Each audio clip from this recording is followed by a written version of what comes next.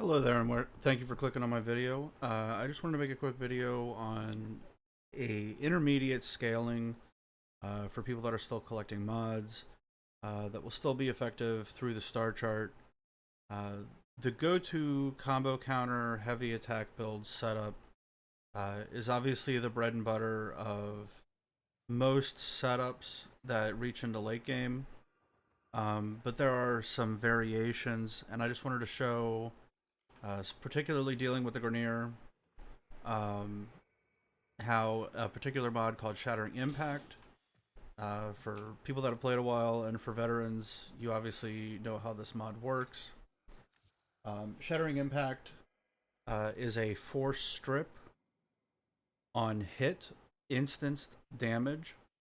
So anytime a weapon that has impact on it at all, with the exception of the rapiers, every time that weapon deals damage at all, even if it's on a multi-hit, each instance of damage will shred a particular set amount of armor based on the rank.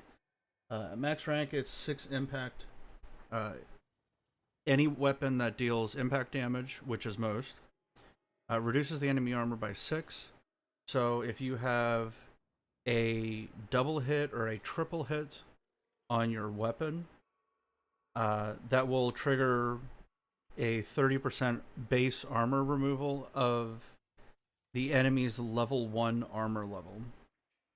Due to the nature of the scaling in Warframe and how they make enemies tougher, this mod is way better at earlier parts of the star chart, which is also going to be effective at, say, like the early levels of Steel Path, because even though the enemy has boosted armor and they have an increased level, that enemy will still have the same level 1 armor to it.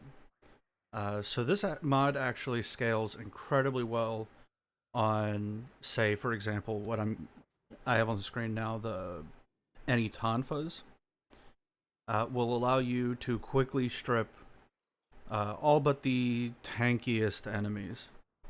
And I just threw together something simple to just sort of show how useful it can be, even on weapons that aren't carrying status builds. This build is basically condition overload, some attack speed, and some range, and a little bit of puncture because it is a puncture weapon, just to get our white damage up, our alpha damage, and some healing return to help keep me alive. So once the status benefits from Spring Loaded Blade, which is a mod that gives you +1 range when you do a status effect, which, because of the multi-hit and the fact that our status chance on this weapon is 56%, you're going to be able to easily keep up Berserker Fury, obviously attack speed on kill, plus quickening to get the combo count chance up. Though we will not be utilizing the combo count chance unless I choose to heavy attack. So let's pick a Grenier. Okay, for this unit, the Arid Butcher, we're going to spawn in a couple of these. The base level 1 armor, which is what's shown here, is 5. So we're going to show how this works. And actually, I'm going to do a level 10, and hopefully I won't one-shot it. Okay, so a single Arid Butcher. And it strips. Let me take some mods off.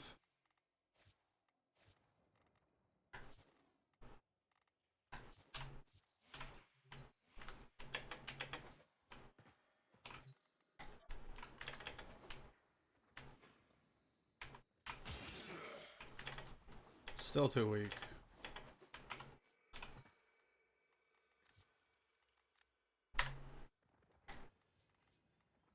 Alright, even though the enemy level is increased, the base armor of this unit is still the same.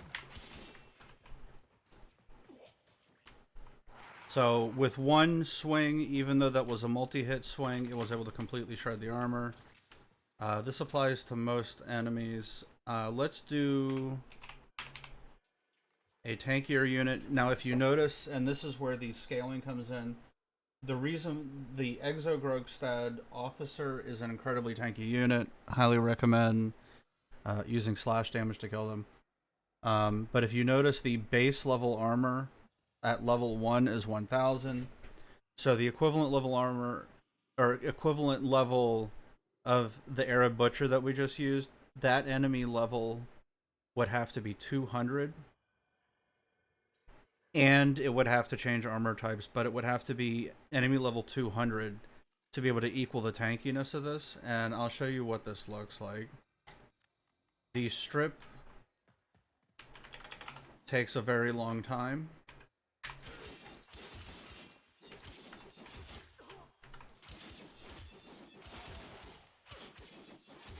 And it's because even with the multi-hit,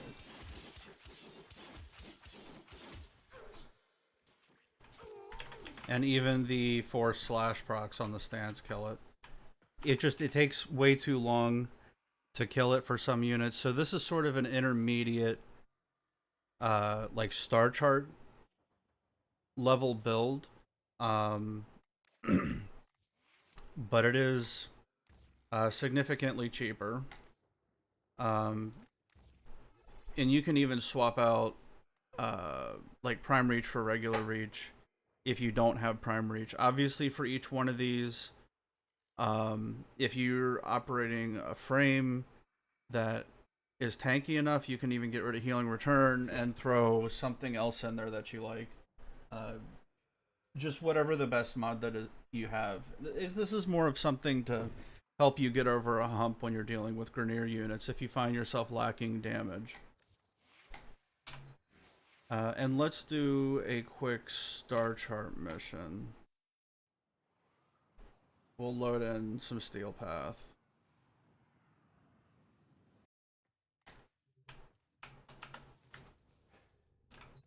Willing to buy ribbon slots.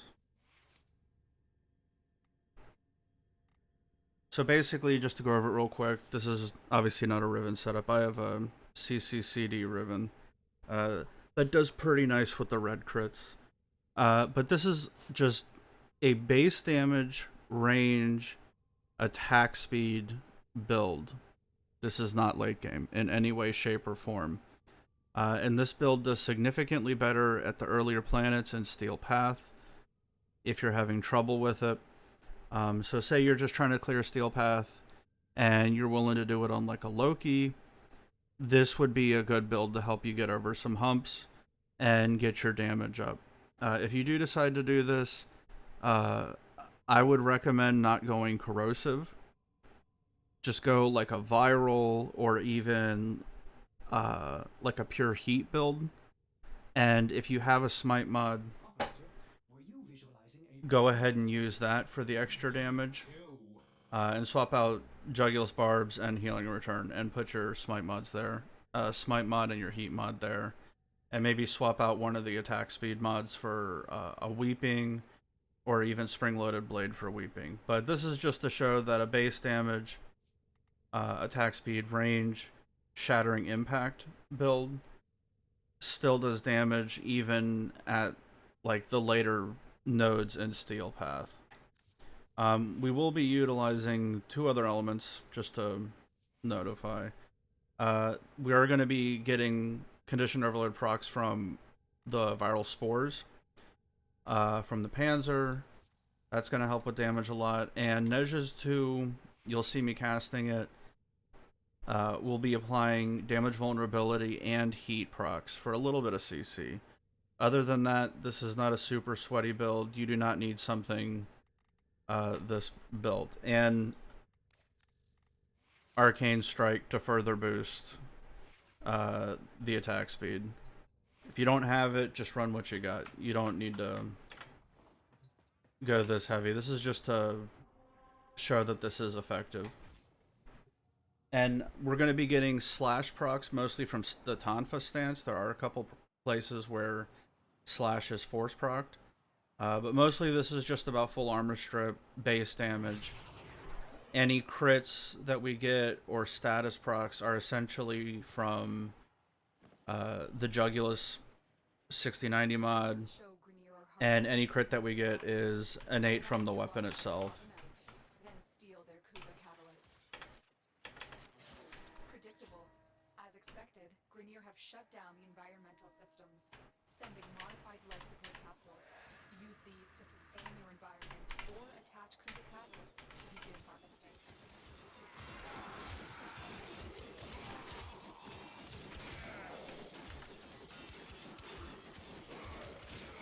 So just from the weapon's innate slash is providing us with a lot of armor bypass before the full shred takes place. And the base puncture is giving us a little bit of help with our alpha damage. But if you notice, even with our damage as low as it is, the slash procs are still hitting for low thousands. I'm seeing a couple in the 3 to couple hundred, not a lot, but because of the amount of slash, because of the attack speed, you still end up having, though mediocre, still somewhat effective DPS.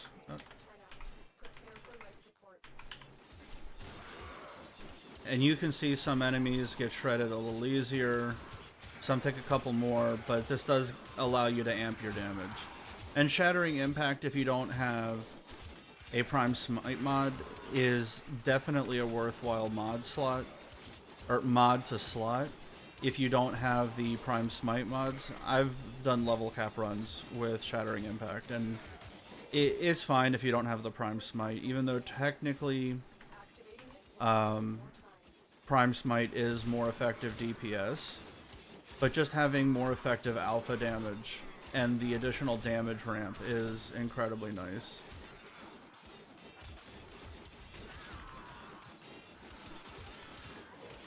And we'll go all the way through an Acolyte, so from now on, enjoy the footage.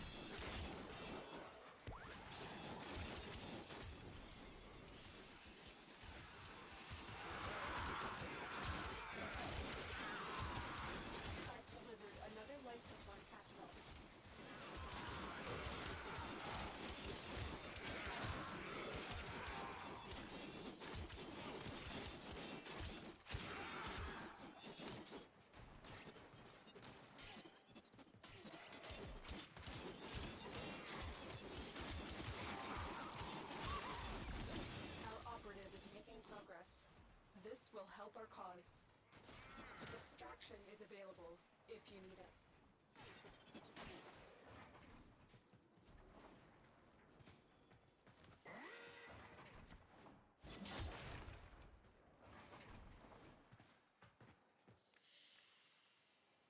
As you conquer the foe, so you conquer yourself.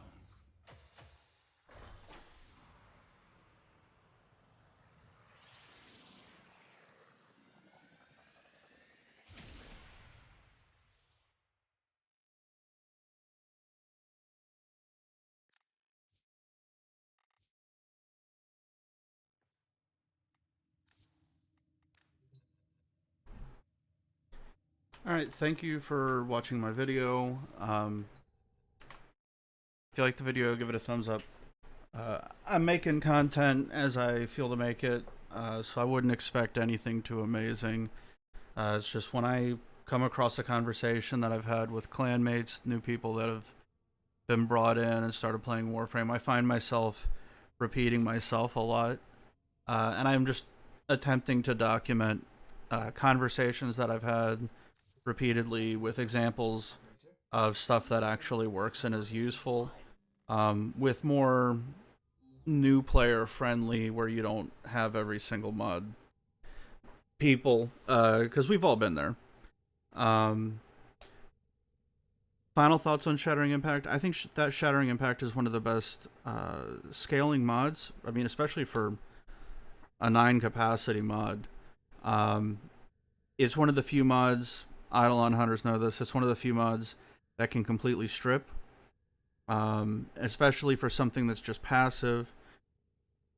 I would say this is a fantastic replacement. If you don't have any of the prime smite mods, you obviously don't need this, except in 2 real circumstances. You're fighting anything but the infested, obviously, because I mean it's like what, 1 or 2 infested mobs that have it. It's obviously more effective on Deimos open world, but most infested that you're going to run into, you're not going to need Shattering Impact. The only time I would say, and let me show you the build for it, the only time I would say Shattering Impact might actually be a required build would be on something like this, which would be a combo build, a quick attack combo build for Index. It allows you to do a Toxin build, and it allows you to shred Corpus Armor. So this actually ends up being pretty effective alternative for just like somebody who just wants to get in and swing, obviously taking advantage of, and this is the Chronon Prime, taking advantage of the multi-hit from the stance and tonfas, because they're always pretty good with the multi-hit, allows you to consistently shred armor and to allow the Toxin to get ticking quicker, and you will regularly shred the armor faster than the Toxin starts ticking, because when you're going up against Corpus in the Index, if the enemy has armor, you do significantly less damage because of the multipliers. But once you shred, the Toxin does significantly more damage and allows you to bypass the shields way faster. But this would be like a really solid like Prodman run. Like I've done Prodman runs with this build. You could even, another reason why I have Gladiator Vice on here was after they did the Berserker nerf. As much as that actually matters, this is just so you don't lose attack speed. If it's your only attack speed mod, then losing Berserker stacks is pretty nasty. But if you have like Arcane Strike or something, you can still run Berserker, it's fine. But this would be probably the only instance where I would say Shattering Impact might be considered an essential mod because the enemies are still so early in the star chart, where they're not like the last couple of patches. So their base armor is still pretty low. This is extremely helpful in allowing those toxin procs to hit health faster. So you don't have to worry so much about stripping shields and doing damage through the shields. You can just strip the armor, especially on the MOAs. Just strip the armor straight to health, they blow up. Especially if you're running like a viral primer or something, which I highly recommend. But anyway, thank you for listening to my YouTube video. I hope it was helpful. Have a good day, guys.